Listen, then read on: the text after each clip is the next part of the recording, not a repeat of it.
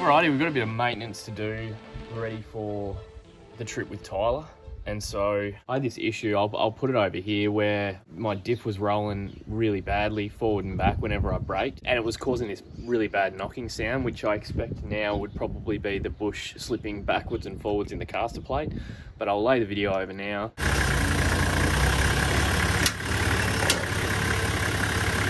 That was actually the radius arm bushes were all fucked out, so I got heaps of overspray over the radius arms as well. And so while they were out, I gave them a good coat of paint, and they're all back in now. The noise is fine, and yeah, right now, similar to the front, I didn't get you to show you that, but I will show you the rear. I'm going to put new trailing arm bushes into the rear. If you're at home like me and you don't have a hoist, the easiest way to do this is get a bottle jack under the rear pinion and then chock the wheels, because the wheel could just roll straight out from underneath the car. And so it's really important to chock both sides of the wheel, because it could go forward or back. We're going to put a bottle jack under that pinion, and then we'll be able to take all the control arms out.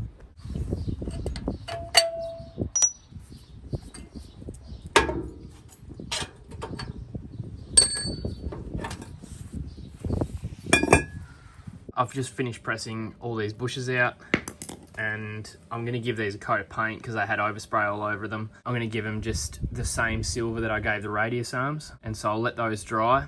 Now with these control arm bolts, I always put a bit of anti-seize on the shaft and red Loctite on the threads. The bottle of Loctite, so I fucking spilled everywhere. Mint. Been at it already, had my tarot read. Things are looking up for me, that's what my tarot said. Been pumping out pheromones and wearing red. Young Jerry Lolliver king, but they're not aware of it. $40 to show money, that's what they stole from me. Blow it all bowling, guess I roll funny. Go find me a snow bunny, ask if this cold world's making her nose runny. She melted. First the outer's all done, just need to tighten those back up, but I won't tighten them all up until the lowers are in too. So I'm pushing in the final control arm bush.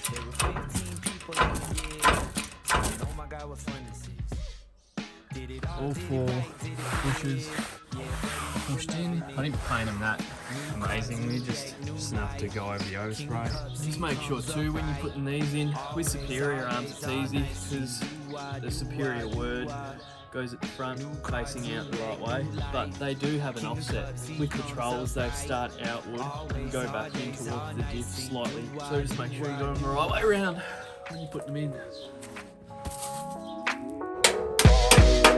Highly gifted, my jacket's thrifted. Watch me get a pattern shifted, just acting different. Living in my minutes, I'm catalytic. That's why they love to jack the style like it's on a Civic. I will never pull the strings like an oligarch. I do my dance at the club with the lonely hearts, watching all these little men try and be boned. So I'm just going to take it for a quick spin and make sure it feels all tight and good. And then I think we're going to do the tappets next.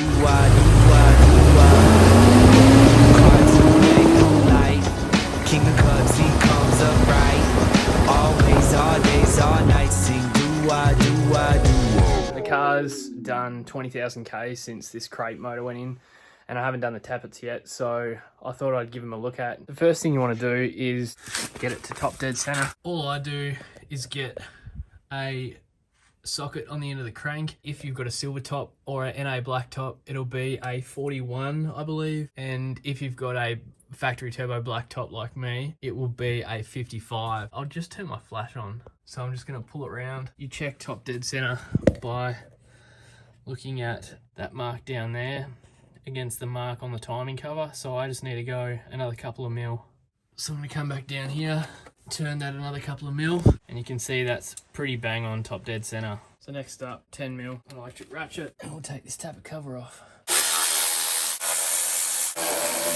You always do your tappets while everything's warm too, because they're cast iron heads, and cast iron is a really uneven metal, and so it expands and heats up at different rates. And so some people say, oh yeah, you can do it cold, you've just got to do the cold specs. Just because it expands so much in one spot doesn't mean it's going to expand that much in another spot. Whereas if you do it hot, then the cast iron has expanded to everywhere it's going to go, if that makes sense. Now I've done it freshly after a drive, which is a little bit silly because it's really, really hot. You've got to do these in 2 sections because obviously at top dead center, we could either be at top dead center 1 or top dead center 6 because it's a 4-stroke engine. And so once you're at top dead center, you don't really know which one you're at until you're in here, obviously. And so if you're at top dead center 6, you do 3, 6, 7, 10, 11, 12. We should be able to rock 3, which we can, so we're at top dead center 6. So because we're at top dead center 6, we'll do the back 6 and then we'll rotate the engine 360 degrees and then do the front 6. Now, one thing I haven't mentioned yet is what exactly we are doing. So because this is a push rod engine, the cam's down in the block. It has a cam that spins around with lobes on it. It has buckets that go on top of the lobe and follow it around, which push a push rod. That push rod goes up through the head, goes to a rocker, hits the bottom of a rocker, which pushes the valve down into the head, which opens up each valve. And so all we're doing is measuring the distance between that rocker and the valve to make sure that it's got the right clearance. If we look at number 3 here, which is this one here, hear that? That's the clearance that we're going to be measuring. So all we do is go through each one, put a feeler gauge between that and that, and you just want to feel a little bit of resistance. I'm pretty happy with that. And so we'll move on to the next one. That's not going to be the same for every engine. That's only because TDs have this firing order. For example, TBs are different because TDs throw the outside 2 cylinders, then the center 2 cylinders, and then the other 2 cylinders, whereas a TB will throw the outside, next to. So the firing order is different. Let's get into doing the clearance on these other ones.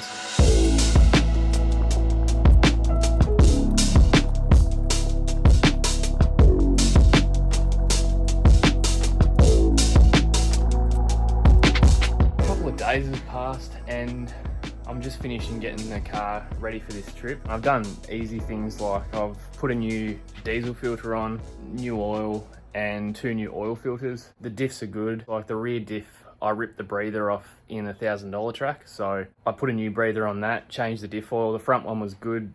The transfer case I've had off because I actually had a transfer chain slipping issue.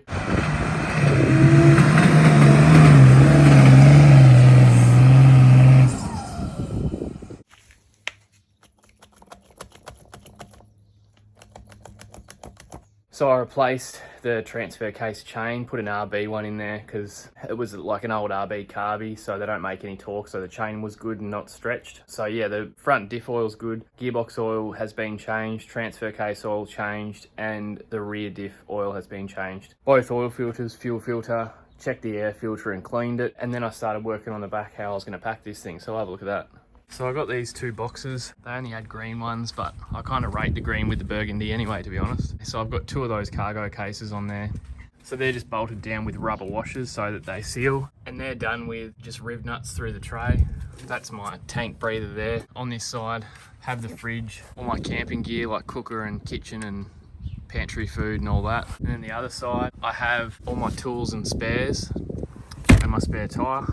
And then up the middle, I have my camp chair. I don't like running stuff on my roof, so I have a gazebo instead of an awning, and my swag stretcher, and then the swag on top. I just put those tie-down tracks in either side so that I don't have to have ratchet straps going over the lids of the boxes, so I can still get into these while everything's tied down in the middle.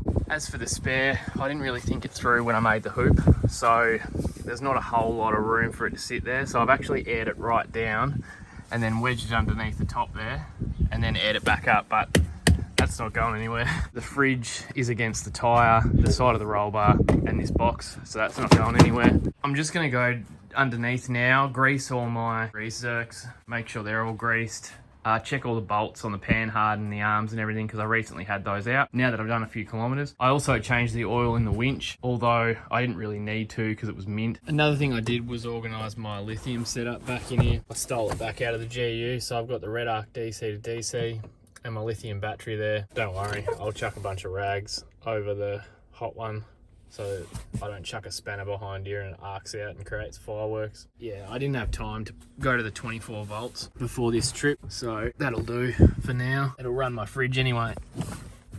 Most important thing I've done is chucked on the big LED whip thanks to Outback Equipment. Tyler said we've got to run them for this trip, and he's right, we do. This is after the trip, because as you'll see throughout the trip, my headlights, they kept on flickering, and so yeah, this is going to fix that once and for all.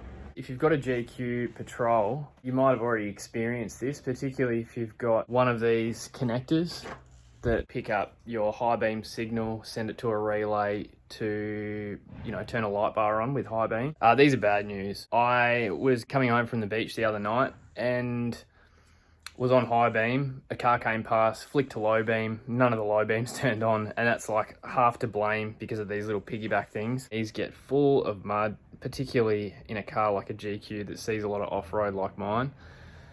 And I've spent a lot of time flaring these back out, sanding them off a bit, filling them with WD, plugging them back in just to get them to make contact again. So yeah, bad news, throw them in the bin. What I've done, I'll show you now. Soldered the hot and cold signal from high beam, which goes in, goes into the normal steady or whatever wiring loom you've got.